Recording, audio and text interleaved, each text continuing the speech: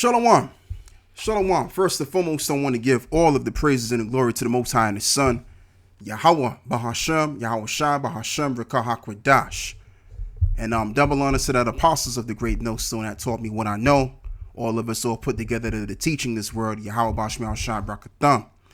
All right, and it's your brother Laban, and I just want to give a brief response to the words of this fruitcake. And I call him that because I can't really pronounce his name. Sometimes I can, sometimes, I really, I can't, So right now, I just want to go into this article, a little bit of it, and then we're going to get to the precepts, because there's something that I have in mind that I want to show you brothers and you sisters that are watching as well. So let's get into it. World Economic Forum declares we are gods. If you stand in our way, you will die. A World Economic Forum insider has declared that the globalist elite are going to become gods, and if you interfere with this process, there will be big trouble. According to the globalists, the only way to stop them becoming gods is to kill them, and before you manage to do that, they will kill you. And this is the most direct and bloodthirsty warning from the World Economic Forum to date, and it leaves no room for the mainstream media and their fact checkers to assemble the facts and muddy the waters. There's no room for debate. The globalist elite have messiah complexes, and they are hell-bent on playing God. And we've been saying that they want to be the gods in the New World Order system. And this is why they want to implant the microchip inside of you, which is the MOTB prophecy coming into fruition right now as I'm speaking in this video. Okay, and what I want to do is I want to go back and I want to look at this proud statement which was said, which this fruitcake is just proclaiming these words on how the people that he works around feel about themselves and all of that, right? So by him declaring these words, this right here proves that these devils about to witness their great downfall. Okay, because with great statements comes a great downfall, and that's what I want to show in this lesson here. Okay, this ain't going to be long. I just want to show you something and I'll be done with it and move on to the next one. So anyway, when you read the book of Daniel's, 4:30 to verse 31, right? This is what, let's begin by reading verse 29. So this reads, at the end of 12 months, he walked in the palace of the kingdom of Babylon. And the king spake, Nebuchadnezzar this is, and said, it is not this great Babylon that I have built for the house of the kingdom, by the might of my power and for the honor of my majesty. And the reason why I'm reading it like that, because I'm visualizing him speaking these words in a sense of pride. Okay, sometimes you got to do that when you read the precepts. You got to visualize what's going on. So this reads, while the word was in the king's mouth, there fell a voice from heaven, saying, O King Nebuchadnezzar, to thee it is spoken. The kingdom is departed from thee. So the minute he got done speaking these words, that's when the kingdom was departed from him. Okay? So that's all I want to read right there. So we know now, when we apply the precepts, we know that Esau is definitely about to go down. And we already knew that he was going down. But I'm just saying, based on these words, you know that we are close. Like, you cannot believe that this devil is about to witness a great fallout of his own entire system.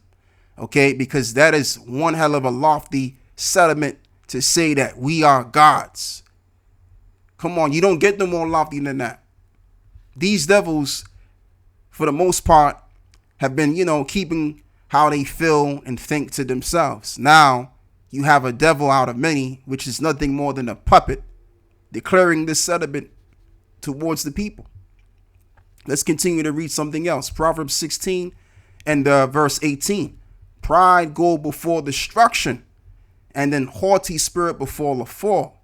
Verse 19. Better is it to be of an humble spirit with the lowly than to divide the spoil with the proud. Exactly. And that's what we are. We're those that are humble in spirit, and we are also known as the meek, which shall inherit the earth. All right. But those that are lofty will be brought low, as it is written. That's the end of all men is pride, as it is written in the book of Ecclesiasticus, right? Let's begin by reading verse 15. The Lord have plucked up the roots of the proud nations and planted the lowly in their place. And the Lord overthrew countries of the heathen and destroyed them to the foundations of the earth. And he took some of them away and destroyed them and have made their memorial to cease from the earth. Verse 18, pride was not made for men, nor furious anger for them that are born of a woman. And Esau is going to bear witness to this. And the reason why this reads the way it reads, because it's already been done. The Lord have already plucked up all of the proud nations and destroyed them. And the kingdom of heaven has already been established. All we're doing in this physical playing field before we even get to that particular point in time is playing things out according to the script of the Most High. That's all we basically doing. So it's already been done. All of them proud nations have been plucked away and destroyed, and now they're in slavery under us. All right? So we don't see it happening. But just because we don't see it, that don't mean it's not happening. It's already happening right now. Okay? So, and the proof that it's about to happen physically, because proud statements are being declared among these devils. And the Lord is about to take these people out of power. So this is what we want to see. So that's what I wanted to do. I just wanted to show you that, brothers, how this statement is somewhat equivalent to the statement of Nebuchadnezzar, because it was said in a sense of great pride. All right. And it was a proud statement as well. That was said, that what he said in versus this statement, that which is what you see here. You know, it's just like when Ezekiel was telling Apries, the Pharaoh, in the book of Ezekiel 31, and comparing his greatness to the greatness of the Assyrians and how they came down and how they was going to come down in like manner. All right. Which most scholars would say was around the time of the 6th century BCE, as they now newly say, before the Christian era. Okay, which was, I believe, during the time of the Assyrians, I believe, or the Babylonians. Okay, I'm going to have to go back into that. As a matter of fact, let me go and check into that right now.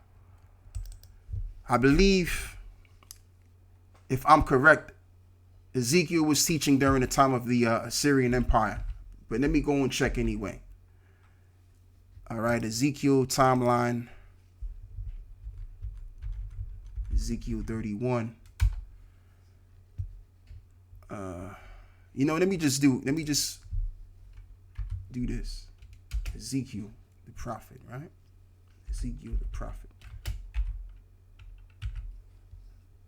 Yeah. Yeah.